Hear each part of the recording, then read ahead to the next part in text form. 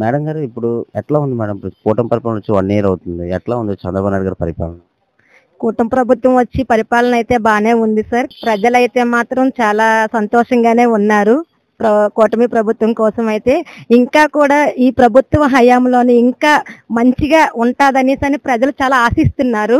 జగన్మోహన్ రెడ్డి మొన్న క్యాన్వే యాత్రలోని ఒక టైర్ కింద ఒకతను పడిపోయినా కనీసం బండి ఆపకుండా మానవత్వం లేకుండా ముందుకు సాగిపోవడం జరిగింది. ఇప్పుడు దాన్ని నిలదీస్తే టీడీపీ కక్ష సాధింపు వల్ల మా మీద ఇలా బురద జల్లే ప్రయత్నం చేస్తున్నారు అంటున్నారు. ఇది ప్రజలు చూశారు కదా మేడం, మీ ఒపీనియన్? అసలు అదైతే చాలా దురదృష్టకరం అండి. అంటే మనిషి క్యాన్వై కింద పడిపోయినా సరే వెహికల్ ఆపకుండా ముందుకు దూసుకుపోవడం అనేది చాలా దురదృష్టకరము. ఆ విషయానికి వచ్చేటప్పటికైతే ప్రజలందరూ కూడా అంటే టీడీపీ, కూటమి, జనసేన ఇది అదని కాదండి, ఏ ప్రభుత్వాలు కూడా కాదు. కాకపోతే అదైతే మాత్రం కరెక్ట్ కాదండి. అంటే మనిషి పడిపోయారనేసి పక్క నుంచి అరుస్తున్నారు జనాలు. అరిసేటప్పుడు క్యాన్వైన ఆపాలి కదా, ఆపకుండా దూసుకుపోవడం అనేది కరెక్ట్ పద్ధతి కాదండి. ప్రజలు వ్యతిరేకంగా వ్యతిరేకంగానే భావిస్తున్నారండి. అంటే ఇదైతే పార్టీల పరంగా చూసుకున్నక్కర్లేదు. ఇదేంటంటే ప్రజల ఉద్దేశపూర్వకంగా చూస్తే మాత్రం ఇదైతే కరెక్ట్ పద్ధతి కాదు. ఏంటంటే యాక్సిడెంట్ అంటే మనిషి పడిపోయాడు, వెహికల్ కింద పడిపోయేటప్పుడు వెహికల్ ఆపి కనీసం ఏం జరిగిందో చూడాలి కదా, చూడకుండా దూసుకుపోవడం అనేది కరెక్ట్ కాదు కదా. మేడం గారు ఇప్పుడు ప్రత్యేకంగా చంద్రబాబు విషయంలోకి వస్తే తల్లికి వందనం అనేది ఎంతమంది పిల్లలకు ఉంటే అంతమంది పిల్లలు వేశారు. తల్లిదండ్రులు ఎట్లా ఫీల్ అవుతున్నారు, మీరు ఎలా ఫీల్ అవుతున్నారు? ఈ విషయానికి వచ్చేటప్పటికైతే చాలా సంతోషంగా ఫీల్ అవుతున్నాం సార్. అంటే అప్పుడు ప్రతిపక్ష పార్టీలోని ఒక్క పిల్లడికి ఇచ్చేవారు, అది కూడా దానికి 6 స్టెప్స్ అనేసి పెట్టి చాలా కారణాల చేత అందరినీ కూడా తొలగించారు. కానీ ఇప్పుడు చూసుకుంటే మాత్రం ఆ తల్లికి వందనం అనేది చాలా బాగానే వచ్చింది సార్. అంటే ఇంట్లో ఎంతమంది పిల్లలు ఉంటే అంతమంది పిల్లలకు కూడా వచ్చింది కనుక చాలా హ్యాపీగా ఫీల్ అవుతున్నారు సార్ పేరెంట్స్ అయితే. ఇప్పుడు ప్రత్యేకంగా ఆడవాళ్ళకి ఆగస్ట్ 15 బస్ ఫ్రీ పెట్టారు. తర్వాత తల్లికి వందనం అనేది, దీపం పథకం అని అనేక రకాలు ప్రత్యేకంగా ఆడవాళ్ళ కోసం చంద్రబాబు నాయుడు గారు ఎక్కువ భద్రత తీసుకుంటున్నారు. ఇంకా 4 సంవత్సరంలోని ఇంకా ఎట్లా ఉండబోతుంది అంటారు చంద్రబాబు నాయుడు గారు?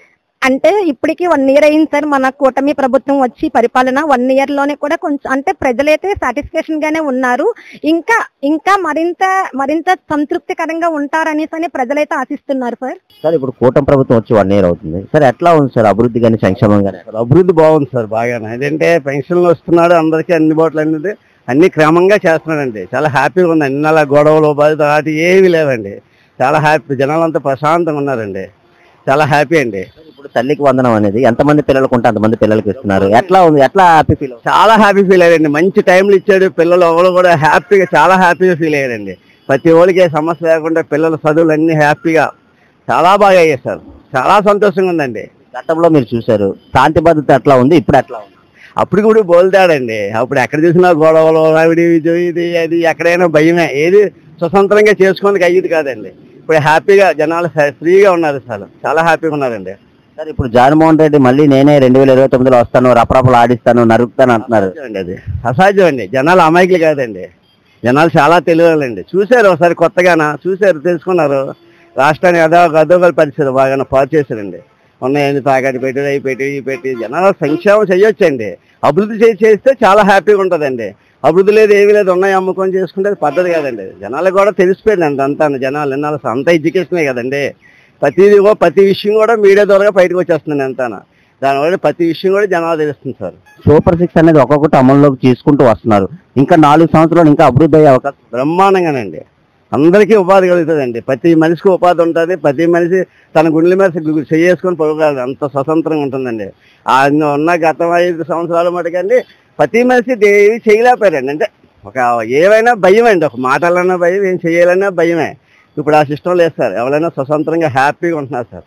చాలా హ్యాపీ సార్. ఇప్పుడు మటుగా బ్రహ్మాండంగా రావాలండి.